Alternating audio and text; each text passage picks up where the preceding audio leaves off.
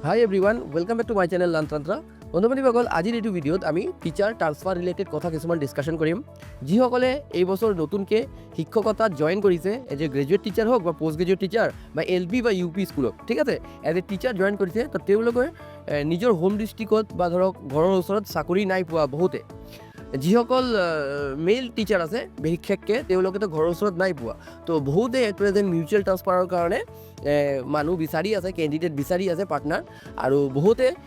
Single ট্ৰান্সফাৰৰ বিষয়তো জানিব বিচাৰিছে মোৰ প্ৰিভিয়াছ ভিডিঅ'ত যে দাদা আমি কেতিয়া ট্ৰান্সফাৰ পাম এই বিষয়ত এইটো ভিডিঅ'ত আপোনালোকে ডিটেইলছ জানিব পাৰিব যদি আপুনি নতুনকৈ এজন শিক্ষক হিচাপে জইন কৰিছে তো ট্ৰান্সফাৰ কিদৰে আপুনি পাব পাৰিব বা আপুনি কিদৰে মিউচুৱেল ট্ৰান্সফাৰ পাব বা পাৰ্টনাৰ কিদৰে পাব আপুনি এইটো ভিডিঅ'ত জানিব পাৰিব তো বলক ভিডিঅ'টো ষ্টাৰ্ট কৰোঁ বাট ভিডিঅ'লৈ যোৱাৰ আগত এটা ৰিকুৱেষ্ট এই ধৰণৰ মোৰ ইম্পৰ্টেণ্ট আপডেটছৰ কাৰণে চেনেলটোক ছাবস্ক্ৰাইব কৰি ল'ব আৰু এট প্ৰেজেণ্ট যেতিয়া আপুনি ভিডিঅ'টো চাই আছে কাইণ্ডলি এই ওপৰত থকা লাইক বাটনটো ক্লিক কৰি দিয়ক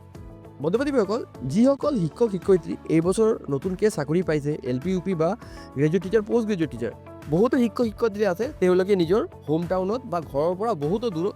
চাকৰি পাইছে কিছুমানে মই দেখিছোঁ মোৰ ভিডিঅ'ত কমেণ্ট কৰিছে যে দাদা আমি 500 কিলোমিটাৰ 700 কিলোমিটাৰ দূৰত নিজৰ ঘৰৰ পৰা চাকৰি পাইছোঁ চ' এই ক্ষেত্ৰত কিদৰে আপোনালোকে ট্ৰান্সফাৰটো পাব পাৰে বা কি ছিষ্টেমত আপোনাৰ ট্ৰান্সফাৰ আপোনাৰ হোম ডিষ্ট্ৰিক্টত হ'ব এইটো এটা এটাকৈ কৈ দিছোঁ ঠিক আছে তো প্ৰথমত আমি আহোঁ মিউচুৱেল ট্ৰান্সফাৰৰ ক্ষেত্ৰত মিউচুৱেল ট্ৰান্সফাৰ আপোনালোকে মনত থ'ব বছৰত দুইবাৰ দিয়া হয় এবাৰ জুলাই মাহত টিচাৰ ট্ৰান্সফাৰ কৰা হয় আৰু এবাৰ এপ্ৰিল বা মে' মাহত এণ্ড অফ দ্য ছেশ্যনত তেতিয়াও টিচাৰ ট্ৰান্সফাৰ দিয়া হয় অসমৰ যিমান শিক্ষক শিক্ষয়িত্ৰী আছে তেওঁলোকৰ ট্ৰান্সফাৰৰ এটা পৰ্টেল আছে ইয়াৰ নাম হৈছে HRMS পৰ্টেল সেই পৰ্টেলত গৈ আপোনালোকে মিউচুৱেল ট্ৰান্সফাৰৰ কাৰণে এপ্লাই কৰিব লাগিব আৰু মিউচুৱেল ট্ৰান্সফাৰৰ কাৰণে আপুনি যদি নিজাববীয়াকৈ এজন পাৰ্টনাৰ আগৰ পৰাই ওলাই থৈ দিয়ে যে পাৰ্টনাৰ এজন আপুনি এক্সচেঞ্জ কৰিব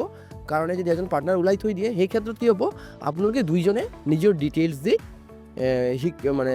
HRMS পৰ্টেলত এপ্লাই কৰিব লাগিব যে আমি এক্সচেঞ্জ কৰিম আৰু এই প্ৰচেছটো বছৰত দুইবাৰ হয় এবাৰ জুলাই মাহত টিচাৰ ট্ৰান্সফাৰ কৰা হয় আৰু এবাৰ এপ্ৰিল বা মে' মাহত এণ্ড অফ দ্য ছেশ্যনতো টিচাৰ ট্ৰান্সফাৰ দিয়া হয় এতিয়া আমি জানি লওঁ আহক ট্ৰান্সফাৰৰ কাৰণে আপোনালোকে কেতিয়া এপ্লাই কৰিব এই ট্ৰান্সফাৰৰ কাৰণে প্ৰতি বছৰ কমচে কম আপোনালোকক 4 মাহ বা 3 মাহ আগৰ পৰাই পৰ্টেল খুলি দিয়া হ'ব আৰু আপোনালোকে নিজৰ মন পচন্দ যি পাৰ্টনাৰ আছে আপোনালোকে তাত দুজনৰ ডিটেইলছ দি এপ্লাই কৰিব পাৰিব এতিয়াৰ পৰা এই বছৰৰ পৰা আৰু এটা কথা শুনি আছোঁ যদি আপুনি নতুনকৈ বা নিজাববীয়াকৈ যদি এজন পাৰ্টনাৰ খুজি নাই পোৱা ধৰক কোনোবা যদি তিনিচুকীয়াৰ পৰা ধেমাজি যাব বিচাৰে বা তিনিচুকীয়াৰ পৰা ধুবুৰী যাব বিচাৰে বাট তেওঁ এজনৰ পাৰ্টনাৰ নাই পোৱা সেই ক্ষেত্ৰত কি হ'ব কেণ্ডিডেটজনে যদি ৱেবছাইটত বা পৰ্টেলত যদি HRMS পৰ্টেলত নিজে যদি এপ্লাই কৰি থৈ দিয়ে যে মই তিনিচুকীয়াৰ পৰা ধেমাজি বা ধৰক ধুবুৰী যাব বিচাৰোঁ আৰু সেইফালৰ পৰাও যদি কোনোবা যদি ধুবুৰীৰ এজন শিক্ষকে যদি তেওঁ যদি এপ্লাই কৰে যে মই ধুবুৰীৰ পৰা তিনিচুকীয়া আহিব বিচাৰোঁ সেই ক্ষেত্ৰত পৰ্টেলে কি কৰিব তেওঁলোকক একেলগে লিংক কৰি দিব নিজে লিংক কৰি দিব ছিষ্টেমত সেই ক্ষেত্ৰত এজন টিচাৰে আৰু এজন টিচাৰক খুজি মানে খুজি নাপায় যদি ঠিক আছে নিজাববীয়াকৈ তেতিয়া কোনো প্ৰব্লেম নাই ছিষ্টেমে তেওঁলোকক মানে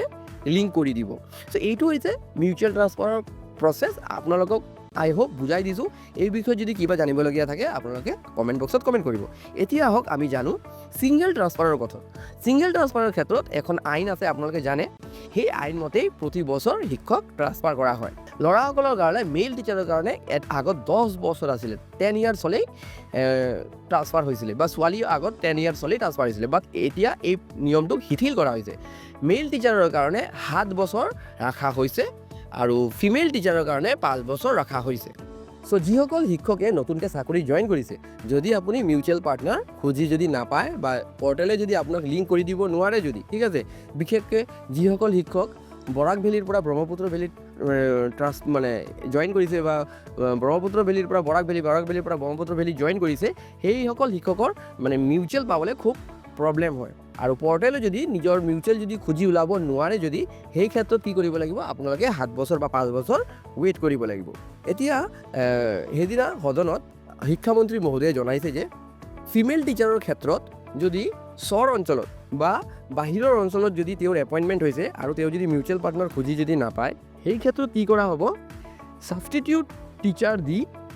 যদি তেওঁ 5 বছৰ কমপ্লিট কৰিছে তেতিয়া তেওঁ ট্ৰান্সফাৰ দিয়া হ'ব কিন্তু মেইল টিচাৰৰ ক্ষেত্ৰত ছিংগল ট্ৰান্সফাৰ প্ৰচেছটো অলপ বেলেগ হ'ব এই বিষয়ত শিক্ষামন্ত্ৰী মহোদয়ে কি কৈছে মই ভিডিঅ'ৰ এণ্ড পাৰ্টত এড কৰি দিম তেওঁ কৈছে যে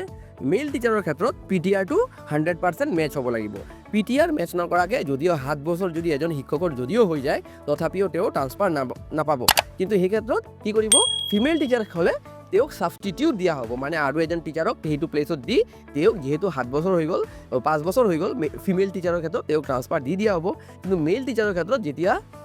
PTR মিলিব আৰু ছাবষ্টিটিউট যেতিয়া আহিব তেতিয়া তেওঁক ট্ৰান্সফাৰ দিয়া হ'ব। এই ক্ষেত্ৰত মই যি বুজিছোঁ পাৰিছোঁ কথাটো যে যদি কেণ্ডিডেটজন এজন ফিমেল হয় তেতিয়া তেওঁ 5 বছৰ হোৱাৰ লগে লগে ট্ৰান্সফাৰ পাই যাব। কিন্তু যদি আপুনি এজন মেল টিচাৰ হয় আপুনি 7 বছৰ হোৱাৰ পাছতো মেবি ট্ৰান্সফাৰ নাপাবও পাৰে। এই ক্ষেত্ৰত আপুনি আৰু 1 বছৰ বা 1.5 বছৰ ৱেইট কৰিব লাগিব পাৰে। আপোনাৰ ছাবষ্টিটিউট আনা হ'ব, ঠিক আছে, ৰিক্ৰুটমেণ্ট কৰি তেতিয়াই আপুনি ট্ৰান্সফাৰ পাব। চ' এইটো আছিলে ছিংগল ট্ৰান্সফাৰ আৰু মিউচুৱেল ট্ৰান্সফাৰৰ ছিষ্টেম। এতিয়া আহোঁ ছিংগল ট্ৰান্সফাৰৰ গ্ৰাউণ্ডৰ ওপৰত কিছুমান আলোচনা কৰোঁ। তো ছিংগল ট্ৰান্সফাৰ দিয়া হয় কিছুমান স্পেচিয়েল গ্ৰাউণ্ডত according to the act. First of all যিটো হয় টিচাৰজনে যদি 7 বছৰ বা 5 বছৰ কমপ্লিট কৰে, মেইল হ'লে 7 বছৰ, ফিমেল হ'লে 5 বছৰ। আৰু কিছুমান গ্ৰাউণ্ড আছে যেনেকৈ কিবা যদি আপোনাৰ ছেভিয়াৰ যদি ডিজিজ হয় বা বেমাৰ যদি কিছুমান হয় যেনেকৈ কেঞ্চাৰ বা হাৰ্টৰ ডিজিজ বা আপোনাৰ ধৰক লিভাৰ চিৰ'চিছ এই ধৰণৰ যদি খুব চিভিয়াৰ ডিজিজ হয় তেতিয়া আপোনাক ট্ৰান্সফাৰ দিয়া হ'ব। আৰু এটা আছে টিচাৰজন বা তেওঁৰ পাৰ্টনাৰ ৱাইফ বা তাৰ কিডছৰ যদি বাচ্চাৰ যদি কিবা যদি এই ধৰণৰ চিভিয়াৰ ডিজিজ হয় সেই ক্ষেত্ৰত তেওঁ শিক্ষকজনক ছিংগল ট্ৰান্সফাৰ 7 বছৰ বা 5 বছৰ হোৱাৰ আগতে তেওঁ পাবলৈ সক্ষম হ'ব, কিন্তু ডিজিজটো চিভিয়াৰ ডিজিজ হ'ব লাগিব।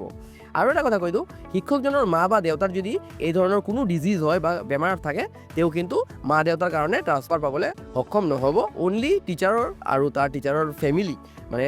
টিচাৰৰ ৱাইফ বা হাজবেণ্ড আৰু তেওঁৰ ল'ৰা ছোৱালীৰ ক্ষেত্ৰতে এই ট্ৰান্সফাৰ দিয়া হ'ব। চ' এইটো আছিলে ট্ৰান্সফাৰৰ নিয়ম, ছিংগল ট্ৰান্সফাৰ আৰু মিউচুৱেল ট্ৰান্সফাৰৰ। আই হোপ মই যিমানখিনি জানো মই আপোনালোকক শ্বেয়াৰ কৰিব পাৰিছোঁ এই বিষয়ত। আপোনালোকৰ যদি কিবা ক'বলগীয়া থাকে, জানিবলগীয়া থাকে কমেণ্ট বক্সত কমেণ্ট কৰিব আৰু ভিডিঅ'টো চোৱাৰ লগে লগে এটা লাইক হিট কৰিব। চ' ডেটছ অল ফৰ নাও, থেংকছ ফৰ ৱাচিং দ্য ভিডিঅ'। এতিয়া মই শিক্ষামন্ত্ৰী মহোদয়ে ট্ৰান্সফাৰ ৰিলেটেড কি কথা কৈছিলে মই এড কৰি দিছোঁ। ট্ৰান্সফাৰ আইনখনলৈ, ট্ৰান্সফাৰ আইনখনত দুটা কথা আছে। প্ৰথম, ট্ৰান্সফাৰৰ বাবে আবেদন কৰিবলৈ ইলিজিবিলিটি। আমাৰ শিক্ষকসকলৰ কেডাৰটো জিলা ভিত্তিক কেডাৰ, গতিকে ইণ্টাৰ ডিষ্ট্ৰিক্ট ট্ৰান্সফাৰ নহয়। ইণ্টাৰ ডিষ্ট্ৰিক্ট ট্ৰান্সফাৰ কৰাৰ এটা ইনষ্ট্ৰুমেণ্ট হৈ গ'ল টিচাৰ ট্ৰান্সফাৰ আইনখন, যিটো 2017 চনত পাছ হৈছিল। আৰু তাত কোৱা হ'ল যে 10 বছৰ যদি সম্পূৰ্ণ হৈছে কোনো এজন শিক্ষকৰ, তেওঁ বদলিৰ কাৰণে আবেদন কৰিব পাৰে। কিন্তু আবেদনটো এপ্ৰুভ কৰা হ'বনে নহয় তাৰ কাৰণে বেলেগ এটা কণ্ডিশ্যন আছে যে PTR ডিষ্টাৰ্ব হ'ব নোৱাৰিব। যাৰ কাৰণে যোৱা সময়খিনিত আমি এই আইনখনৰ অধীনত সৰ্বমুঠ 42,000 শিক্ষকক অনলাইন এটা পৰ্টেলৰ যোগেদি 42,000 শিক্ষকক আমি বদলি কৰিবলৈ সক্ষম হৈছোঁ, 42,000। এতিয়া তেওঁলোক 10 বছৰ হৈ গ'ল, তাৰ মানে লগে লগে তেওঁলোক ট্ৰান্সফাৰ হৈ যাব নোৱাৰে, ৰিপ্লেচমেণ্ট দিব লাগিব। আৰু ৰিপ্লেচমেণ্ট দিব নোৱাৰাৰ কাৰণে ট্ৰান্সফাৰ এপ্ৰুভ হোৱাৰ পাছতো এবছৰ 1.5 বছৰ ধৰি শিক্ষকসকলক ৰিলিজ দিয়া হোৱা নাছিল চাউথ চালমাৰা, মানকাছাৰ, ধুবুৰী আদি জিলাৰ। আমি ৰিপ্লেচমেণ্ট দিহে তেওঁলোকক বদলি কৰিছোঁ। আৰু সেই ৰাইডাৰটো, সেই কণ্ডিশ্যনটো এতিয়াও থাকিব। আৰু শিক্ষকৰ বদলিৰ ক্ষেত্ৰত আমি এতিয়া মাত্ৰ যি মহিলা শিক্ষয়িত্ৰী আছে তেওঁলোকৰ কাৰণে 5 বছৰতে তেওঁলোক আবেদন কৰিব পাৰিব, 5 বছৰ সম্পূৰ্ণ হ'লে। আৰু পুৰুষ শিক্ষকৰ ক্ষেত্ৰত 10 বছৰ মানে 10 বছৰৰ ঠাইত এতিয়া 7 বছৰ সম্পূৰ্ণ হ'লে তেওঁলোকে আবেদন কৰিব পাৰিব। আবেদন গ্ৰহণ কৰিবলৈ হ'লে আমি PTRটো চাই ল'ব লাগিব, অৰ্থাৎ আমি ৰিপ্লেচমেণ্ট দিব পাৰিব লাগিব। আৰু সেই ক্ষেত্ৰত মই কৈছোঁ, যোৱাকালি পৰহি মই এইটো ঘোষণা কৰিছিলোঁ যে আমি এটা চৰ চাপৰি অঞ্চল বা দুৰ্গম অঞ্চলৰ কাৰণে এটা বেলেগ কেডাৰ আমি কৰিব পাৰোঁ নেকি, সেই কথাটো আমি